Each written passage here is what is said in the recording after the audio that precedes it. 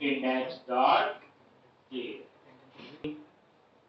और यहाँ पे ऐप डॉट पोस्ट और स्लैश क्या लिखोगे, product comma create product upload PRD multiple comma,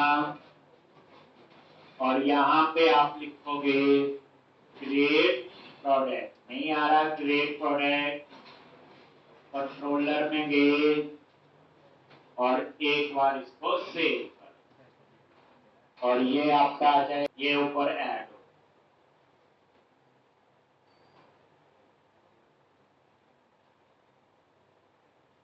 बस यहाँ पे सिंगल की जगह क्या आएगा, एरे, जितना कल हमने किया था। इसी तरह से की जगह प्रोडक्ट,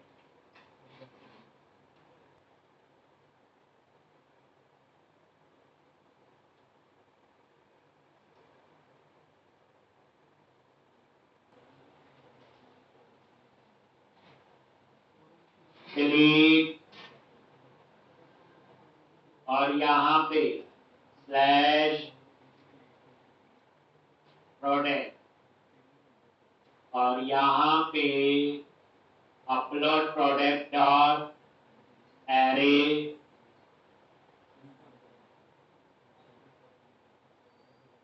और इमेजेस,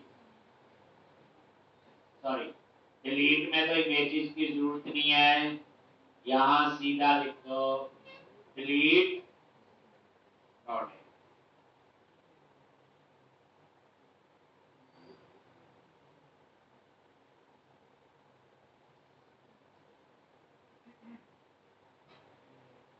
एक उसके बाद डिलीट के बाद गेट, और यहाँ पे गेट प्रोडक्ट्स बाय डिपार्टमेंट आई। इतनी कहानी बताई कि एक गेट और है, वो किसके लिए होगा बोलो, स्लैश क्या लिखेंगे, प्रोडक्ट डिटेल, एक, और यहाँ पे गेट प्रोडक्ट डिटेल,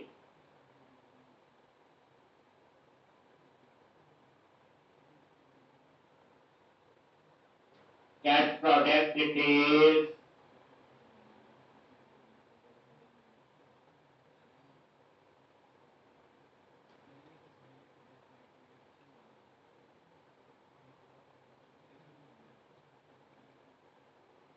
एक ऐप डॉट पुट, और यहाँ पे स्लैश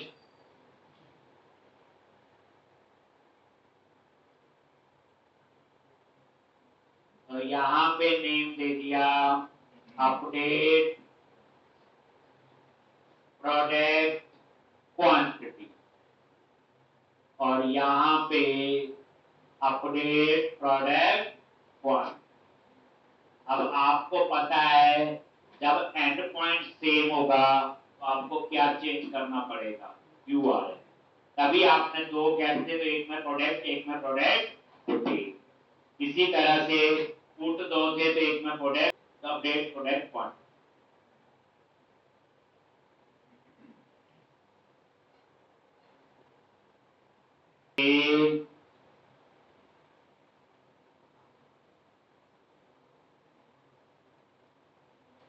किसी डिपार्टमेंट के एक,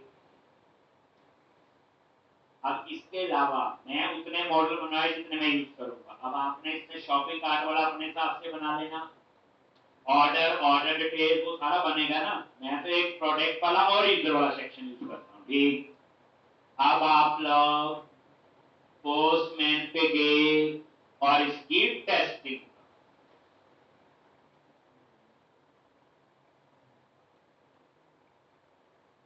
एक कहां पे टेस्टिंग,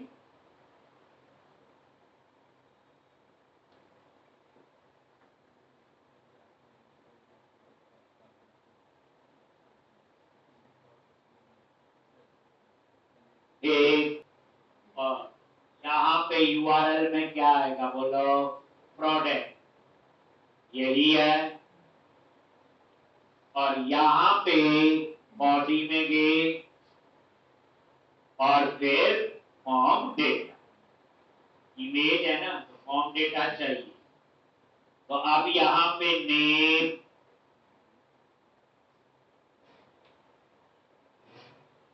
ये देखो नेम, और इस नेम में क्या आएगा,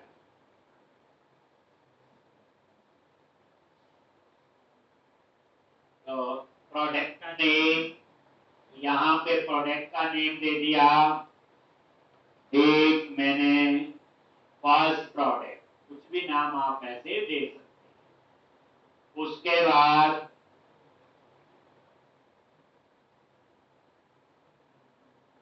यहाँ पे आप नेम के बाद दूसरा क्या बोलो, डिस्क्रिप्शन, डिस्क्रिप्शन, और ये नॉर्मल टेक्स्ट है। और यहाँ पे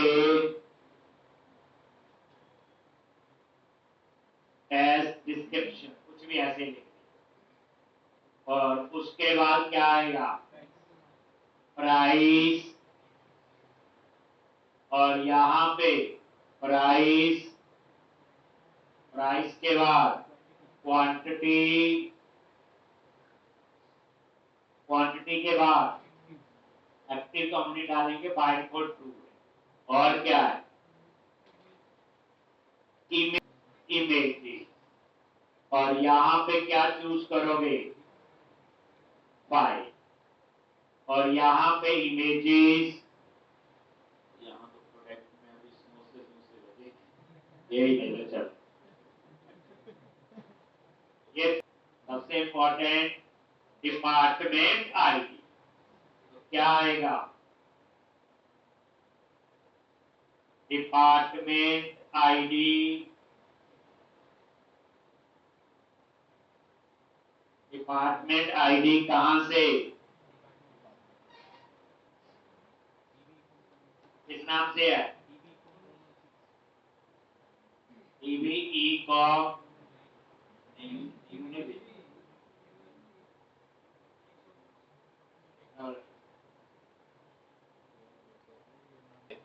डिपार्टमेंट, और ये पहला डिपार्टमेंट आईडी कॉपी कर लिया, और यहाँ पे वो डिपार्टमेंट आईडी हो गया जी।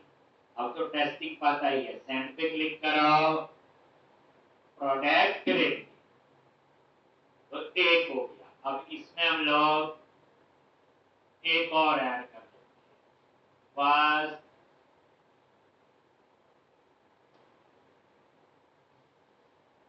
Second product, test description, price, quantity, और इमेज। इस बार ये ले ली, और इमेजेस के बाद डिपार्टमेंट आईडी, तो ठीक है, एक, तो ये एक प्रोडक्ट और ऐड हो। इसी तरह से एक और,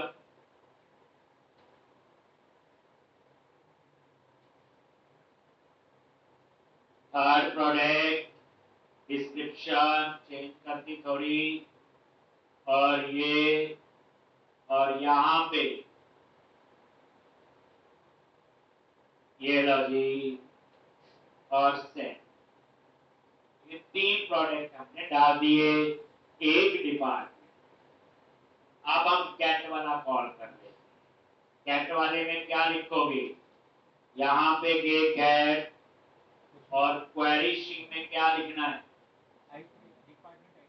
डिपार्टमेंट आईडी जो है वही है आपके पास, पेस्ट कर दिया, और अभी पैरामीटर की कोई जरूरत नहीं, इनको नहीं उठाएगा, सेंड पे क्लिक किया, और ये देखो ये उसका रिजल्ट आ, PRD डेटा, ये देखो ID, name, description, price, quantity, active true. और ये देखो डिपार्टमेंट, डिपार्टमेंट का ID, name, image, university, university का आईडी, वही अंदर से अंदर वो भी आ गया। और उसके बाद क्रिएटेड ऐड, और ये देखो दो इमेजेस भी इसमें दो आ, एक तो बस, बाकी भी इस तरह से। तो ये कोड था आपका किसका, प्रोडक्ट के दो कोड चल गए, एक सेव का और एक डिस्प्ले। अब तीसरा आपका कोड अपडेट। तो यहाँ पे सिंपल यूआरएल लेने दिया, बस उसमें एक एक्स्ट्रा पैरामीटर पास करना है आईडी। तो एक काम करते हैं, थर्ड प्रोडक्ट है, थर्ड का ही मैंने आईडी ले लिया नीचे से, और ये पेज, और यहाँ लिख दिया थर्ड प्रोडक्ट अपडेट। ठीक है जी, पता चल जाएगा। और सेंड पे क्लिक, प्रोडक्ट अपडेट।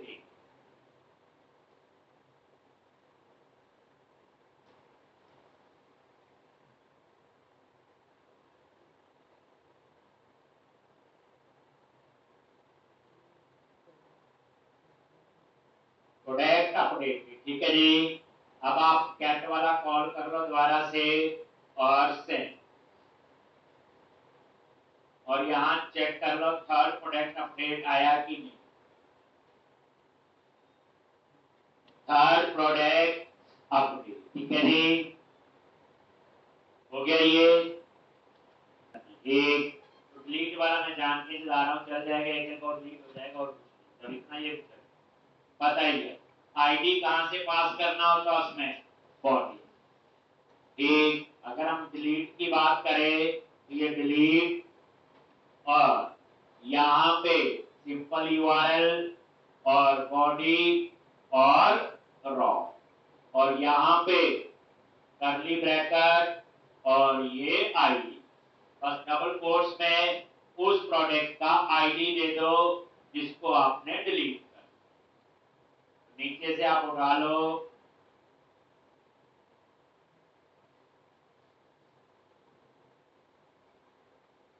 और यहां पे पेस्ट कर दिया, ठीक।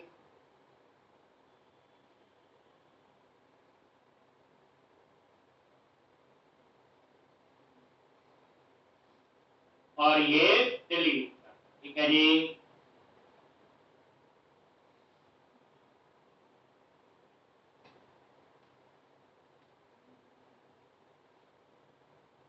गैप, और यहां क्या पास करना है, ID, query simple ID physical to product ID. ऐसे न रहता मारो, कंट्रोलर में आप चेक करो कौन से वाला, ये गेट प्रोडक्ट डिटेल, ये देखो equal dot query dot ID, ये आपका क्वेरी सिंक से आईडी आएगा। तो केवल नहीं मतलब देखो जाके, और ये आईडी होगा प्रोडक्ट का, जो प्रोडक्ट आप चाहते हो जिसको देखना है, तो ये प्रोडक्ट का आईडी पहला, और एक ही दिखाएगा, उसी प्रोडक्ट का ये नॉर्मल फाइंड का कोड नहीं आया। ठीक नहीं है, अच्छा ठीक है, हाँ क्या आएगा, प्रोडक्ट डिटेल, यूआरएल का था डॉट प्रोडक्ट डिटेल, और ये देखो यहाँ पे ये रहा, ठीक। तो इस तरह से ये था। अब लास्ट क्या है, क्वांटिटी अपडेट करनी। तो इसमें क्या करोगे, पुट यूज करो, क्या यूज करो, पुट, और यहाँ पे सिंपल प्रोडक्ट, और यहाँ इमेज नहीं है, बॉडी और रॉ। इसमें क्या चेक कर लो, कहाँ गए, कंट्रोलर में गए, ये है। तो एक है request dot body dot ID, दूसरा क्या है, एक्टिव अपने आप ही आ गया, दूसरा पास करना मैंने क्वांटिटी, और ये बॉडी से पास कर रही, यहाँ पे ये आईडी कॉमा और क्या पास करोगे, क्वांटिटी। तो ये जो पहला ये प्रोडक्ट, इसकी क्वांटिटी अभी 10 है, मैंने बोला जी 6 खरीदनी, तो ऑटोमेटिकली कितने रह जाने चाहिए, 4। देख लेते हैं, बस यही चाहिए। ये देखो, सेंड पे क्लिक किया, प्रोडक्ट अपडेटेड। तो क्या जी, मैंने यूआरएल नहीं चेंज किया, तो इसका यूआरएल ये देखो क्या था, अपडेट प्रोडक्ट क्वांटिटी।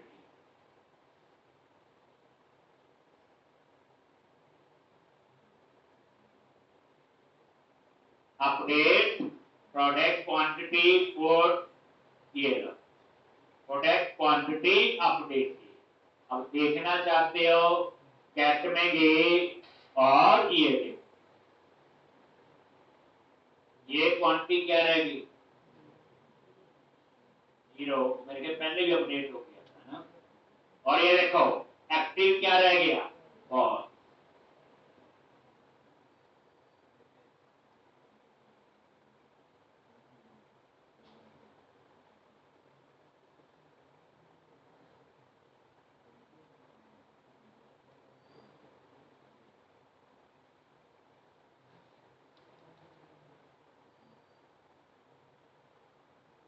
ये है, ये प्रोडक्ट है, ये इसकी क्वांटिटी ना 0, पहले भी अपडेट हो गया 2 बार, इसको मैं एडिट कर, ये एडिट पे क्लिक किया और यहाँ पे क्वांटिटी मैंने कर दी 20, और क्या करो, अपडेट। ठीक, अब क्या करो, ये देखो कैट किया है तो यहाँ आगे जाएगा, क्वांटिटी आगे 20।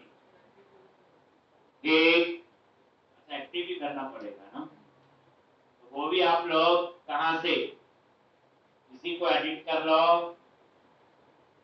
और ये एक्टिव है, इसको क्या कर दो, ट्रू, और अपडेट। ठीक, और ये सेंड पे क्लिक किया, डाटा चेंज होके आगे आगे जी। अब हम इसको अपडेट कर रहे हैं, देखो तो यहाँ पे क्या यूज करो, बोलो पुट, यही है बॉडी और रॉ। अब वहां क्वांटिटी कितनी है इसकी, 20, मैंने बोला 6 खरीदनी है, तो जैसे मैंने सेंड पे क्लिक किया अपडेट हो गया, तो वहां वैल्यू रह जानी चाहिए 40। तो आप इसे चेक कर लो, कैसे गए और ये वेरीफाई हो जाए, ये कितनी क्वांटिटी रह गई, इसका तो ये लॉजिक ठीक काम कर। ठीक, तो ये था आपका किसका, वो भी सारे टैग, कंट्रोलर बनेगा यूजर, इसका कंट्रोलर बनेगा यूजर, और यहां पे बनाओगे यूजर कंट्रोलर। ये file user dot J,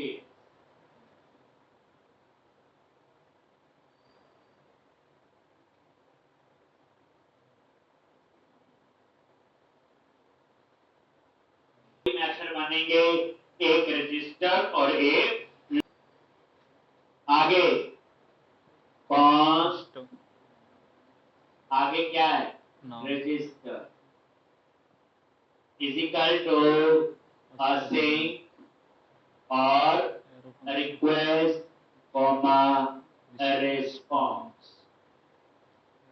save कहानी, और यहां लिखो ट्राई कैच।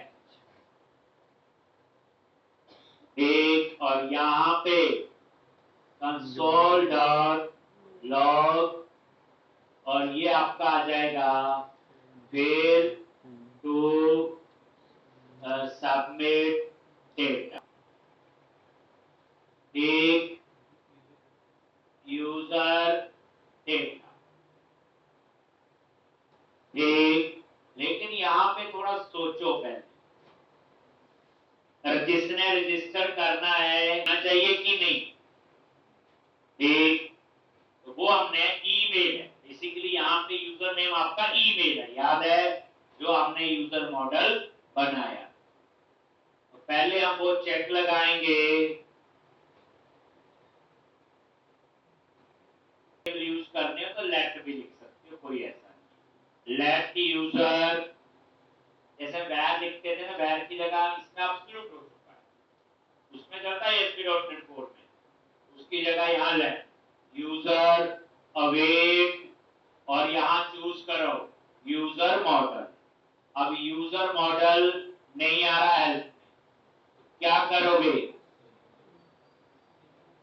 और ये देखो user model dot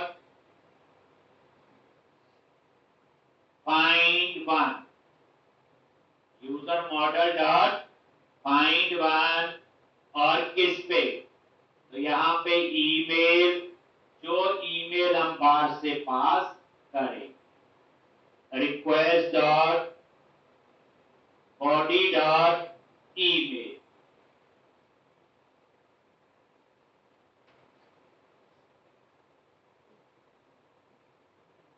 request dot body dot email।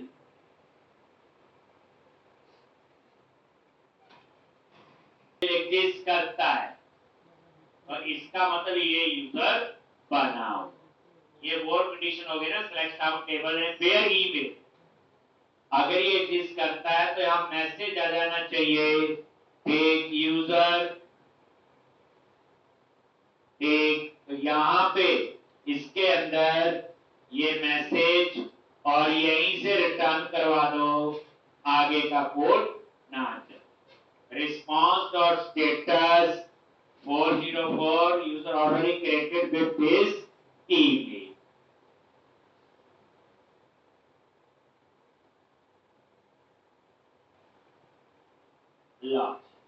let user info variable ले लिया, अवेट, और यहां क्या लिखना है, यूजर मॉडल डॉट क्रिएट, और यहां पे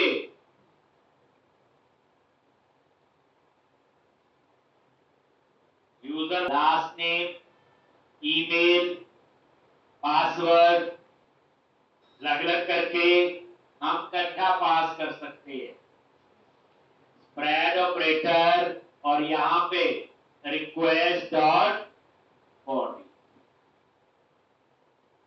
कॉमा, रिक्वेस्ट डॉट बॉडी,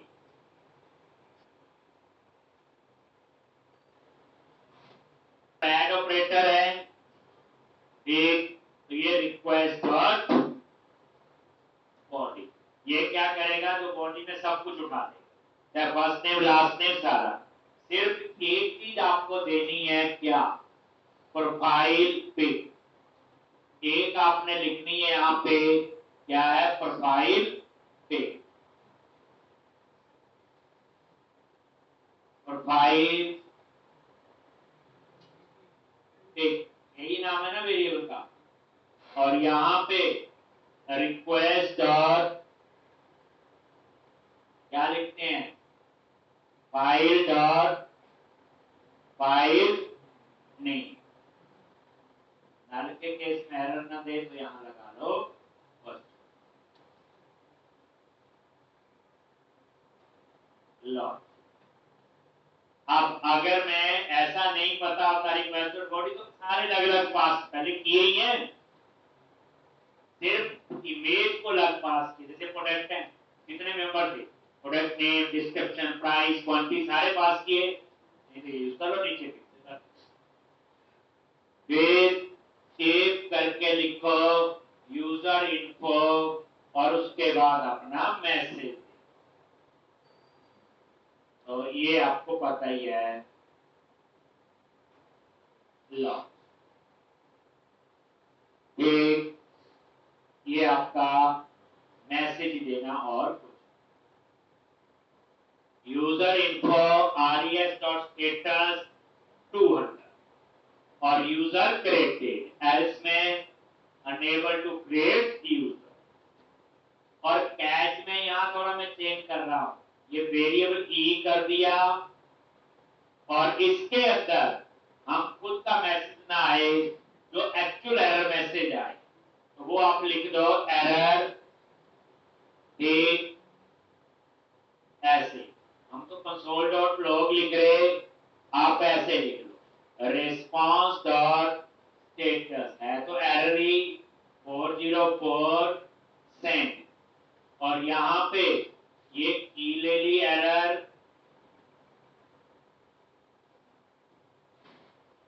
की, और यहां पे क्या करोगे की डॉट मैसेज डेट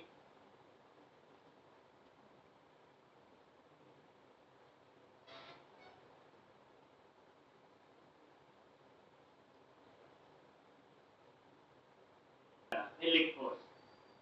फिर उस यूजर की कुछ इंफॉर्मेशन रिस्पांस पर भेजनी होगी, फिर वो आएगा। अब आप लोग क्या करोगे, एक और यहां पे बनाओ एक्सपोर्ट कॉन्स्ट, इस नाम से login asset request comma,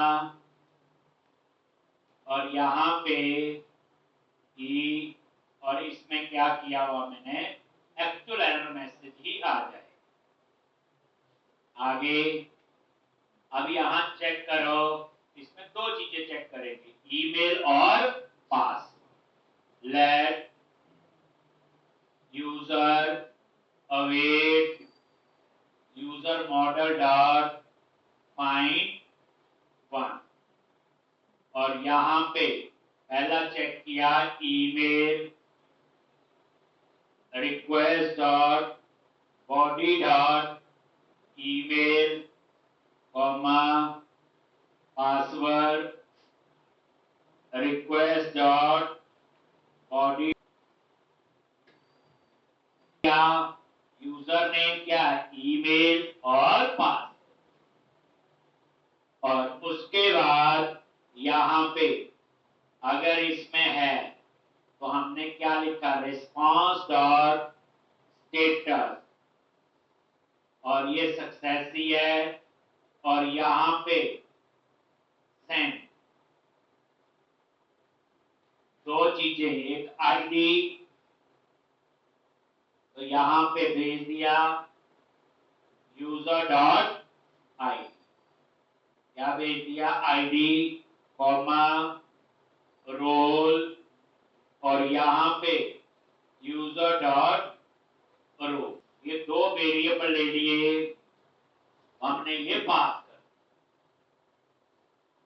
else अगर आपका यूजर पासवर्ड का, तो फिर आप एल्स में मैसेज दे दो रॉन्ग यूजर पास।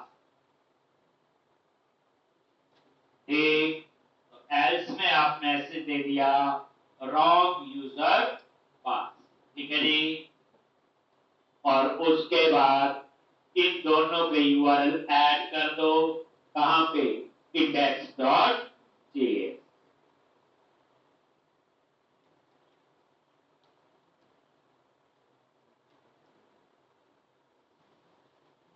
जिस यूजर ने लॉगिन किया तो रिस्पांस में रिटर्न होके उसका आईडी भेज दिया और उसका रोल।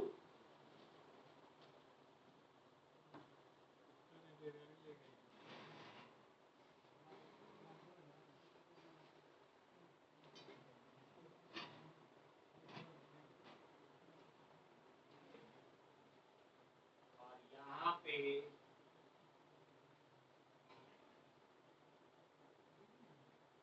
पोर्टल लिखने का तरीका ठीक होना चाहिए, थोड़ा सा इजीली आप जानते देखिए क्या लिखेंगे आप, तो यहां पे क्या लिखना है, रिक्वायर्ड नहीं है, तो सिखा दिया ना जान के मैंने। तरह से लॉगिन और ये लॉग, उसके बाद इनको टेस्ट कर, क्या कर लो इसको टेस्ट। समझे? अब मान लो ये बनाना है आपको एक पूरा वही सिस्टम है, बस ये थोड़ा सा राशि चेंज हुई और कुछ नहीं है। ठीक,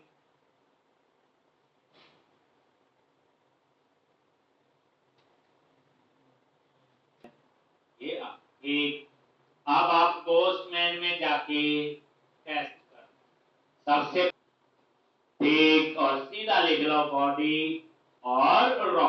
मैंने इमेज नहीं पास कर, तो यहां क्या क्या पास करेंगे?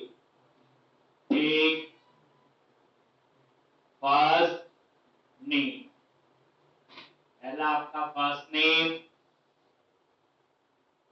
कुछ भी आप ऐसे लिख, कॉमा, दूसरा क्या है? लास्ट नेम, और यहां पे कॉमा, कॉमा, एक ईमेल, ईमेल क्या आपका यूजर नेम, तो cs@gmail.com, कॉमा, पासवर्ड 1 2 3 4 5 6, और क्या है? रोल तो बाय डिफॉल्ट यूजर दिया हुआ, कुछ और देना है तो हम देंगे। और क्या है? नहीं, वो तो रिक्वायर्ड नहीं है। तो ये चार चीज, सेंड पे क्लिक करो, यूजर क्रिएट आ गया। अगर मैं दोबारा सेंड पे क्लिक करता हूं तो यूजर नहीं बनना चाहिए। लो, user already created with this key. एक और यूजर बना लो, ये नेम और ईमेल CS बंद कर, अब यूजर क्रिएट, दो यूजर बन गए। ऐसे हम जितने मर्जी यूजर बना सकते। ठीक, अब उसके बाद क्या करना है? दो यूजर बन गए, अब लॉगिन देखना कर, तो यहां पे पोस्ट ही रखो और यहां चेंज कर दो क्या, लॉग। तो ये लास्ट में फर्स्ट में लिखा भी रहने दो, कोई फर्क नहीं होता है। ये जो पैरामीटर इसको है वो एक्सेस करेगा, जैसे ईमेल और पासवर्ड। अब देखो CS1 और ये लिखा हो, सेंड पे क्लिक किया, ये देखो ये उस यूजर का आईडी आ गया और उस यूजर का रोल आ गया, ये लिखा था। अगर आप यहाँ पासवर्ड गलत कर देते तो ये देखो मैसेज चेंज हो गया, रॉन्ग यूजर पास। ये बिल्कुल ठीक आपका टेस्ट, मतलब कहने का कि दो पैरामीटर इस पर कोई यूज नहीं है, उठाएगा वही जो दो वहां पे मिले। ठीक, तो इस तरह से आप पहले ये टेस्टिंग होनी चाहिए। इतना काम था जो मैंने बैकएंड में करवाना। नोड में एपीआई बनानी आ गई, नोड में एपीआई टेस्ट करनी आ गई, ठीक, और नोड के अंदर ये सारा काम किया है। ठीक, अब बना, अब हम इन एपीआई का फायदा ये जब फ्रंट एंड पे यूज करें, तो अब इसके बाद नेक्स्ट स्टेप क्या आपका, कहां जाना है? मार्केट में काफी डिमांड 2011 में लॉन्च हुई थी, 2013 से मार्केट में चल रही है। कैलकुलेट कर लो, अच्छी होगी तभी इतने दिन स्टेबल है। ठीक, जैसे माइक्रोसॉफ्ट टेक्नोलॉजी की फेल हुई या और जावा, ये चीजें ऐसी ये भी मार्केट में हर जगह स्टैंड कर रही है। मतलब कहने का ये रिएक्ट जो है, जैसे हमने एंगुलर पढ़ी थी एंगुलर, उसमें हम फ्रेमवर्क इंस्टॉल करते थे, तो उसमें कई चीजें अननेसेसरी इंस्टॉल हो जाती थी जो कभी चाहिए कभी नहीं। रिएक्ट एक लाइब्रेरी है, उसमें उतनी चीजें इंस्टॉल होती जितनी हमें उस प्रोजेक्ट में यूज, बड़ी लिमिटेड थी, और जब जिसकी जरूरत होती हम जैसे करते थे रिएक्ट राउटर डॉम की जरूरत पड़ी कर लिया, अब एपीआई को कॉल करने एक्सएलए थोड़ी था उसमें, एक तो ये उसका है। परफॉर्मेंस के लिए उसमें एक वर्चुअल डॉम बनता है। डॉम क्या होता है? जो ये एचटीएमएल होती है, जो हेड टैग के बीच में लिखते हैं एचटीएमएल टैग, एचटीएमएल बीच में हेड बॉडी वगैरह होता है, वो पूरा डॉम होता है। ठीक, तो एक ब्राउजर का डॉम होता है, एक इसका अपना वर्चुअल डॉम होता है। तो ये करता क्या है? ठीक, जो ब्राउजर के डॉम में वो तो है आपका डाटा, तो ये क्या करता है, इसका अपना अलग से वर्चुअल डॉम बनाता है। जैसे ये ना पढ़ा तो होगा आप लोगों ने, इंटेलिजेंस दिया था पढ़ने, पता नहीं क्या पढ़ा हुआ नहीं, क्या आपका वर्चुअल डॉम बताओ। एप्लीकेशन ये वही है, ये देखो ऐसे होता है ना, इसमें ये HTML ऐसे को टैग ऐसे होता है ना कुछ इसमें, और ये HTML, इसके अंदर क्या होता है आपका हेड, कुछ हेड होता है, एक कुछ ऐसे, फिर कुछ बॉडी, एक और वैसे बता रहा हूँ सिंपल बॉडी। एक मान लो बॉडी में कुछ लिख दिया, आपने लिखा यहाँ पे H2 की कहानी तो पता ही है, H2 आपने लिख दिया यहाँ पे हेलो 1 2 3, और ये H2 टैग क्लोज छोड़ा। ये आपका ब्राउजर डॉम जो अपने आप बनता है, लेकिन रिएक्ट में क्या होता है, इसी की एक कॉपी और बना, that is virtual DOM. DOM क्या होता है? Document object model. इस पूरी चीज को हम डॉम कहते हैं। हमेशा पहले डॉम लोड होता है, उसके बाद आपकी ये क्या बोलते हैं जावास्क्रिप्ट वगैरह लोड होती है, डॉक्यूमेंट ऑब्जेक्ट मॉडल। अब होता क्या है, मान लो आपने सिर्फ चेंज किया 1 2 3 को चेंज कर दिया 1 2, ये कहां चेंज किया?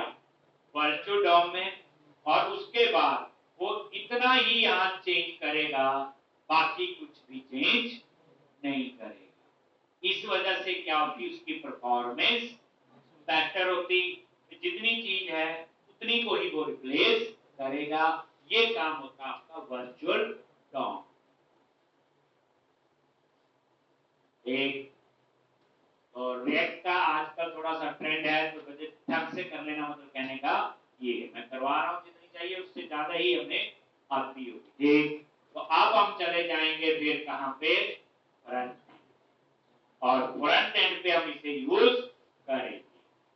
कोई बच्चा अगर पढ़ने का इंटरेस्टेड हो तो वो एक काम करे, नोड में ही एक एप्लीकेशन बना, जैसे हमने ASP.NET Core उसमें प्रोजेक्ट पूरा भर दिया था, क्या करो वही फ्रंट एंड वही बैक एंड, तो नोड.js में भी ऐसे होता होगा। एक ये पूरा बैक एंड, मैंने तो उसमें से एक चीज उठाई कि अपने आप चाहे पर्सनल उठा लो पुराने वाला थोड़ा बहुत, यानी उसमें क्या होगा, डाटाबेस मोंगोडीबी यूज कर लो और नोड में ही बैकएंड, नोड में ही पेज बनाना, मतलब कहने के लिए ठीक बना लो। ठीक, लेकिन एक्चुअल काम कुछ ऐसे होता है, फ्रंट एंड और बैक। ठीक, अब बैकएंड में आप ASP.NET की भी कोड की भी एपीआई यूज कर सकते हैं, यहाँ पे नोड की बना। ठीक, अब हमने अगला काम है होता है फ्रंट एंड